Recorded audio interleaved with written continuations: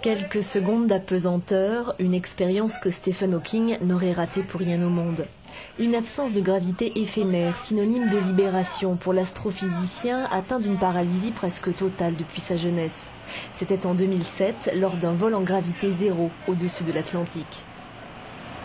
Stephen Hawking, un génie comparé à Albert Einstein et à Isaac Newton. C'était aussi l'astrophysicien le plus populaire dans le monde. Son livre, publié en 1988, Une brève histoire du temps, du Big Bang au trou noir, a été un best-seller vendu à plus de 12 millions d'exemplaires.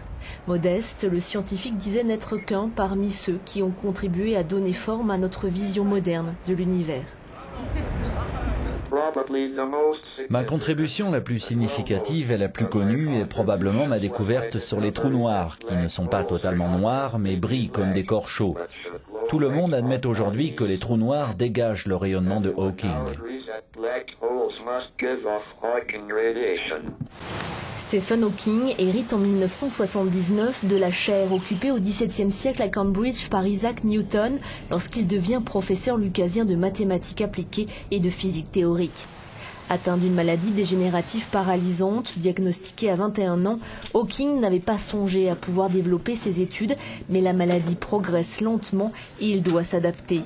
En 1985, il subit une trachéotomie qui le prive de sa voix, mais il continue à communiquer grâce à un synthétiseur vocal relié à un ordinateur.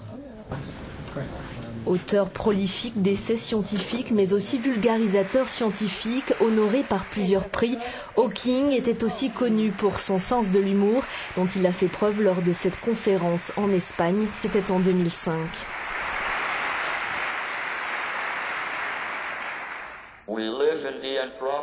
Nous vivons dans une région dans laquelle la vie humaine est possible. Mais je pense que nous aurions pu choisir un meilleur endroit.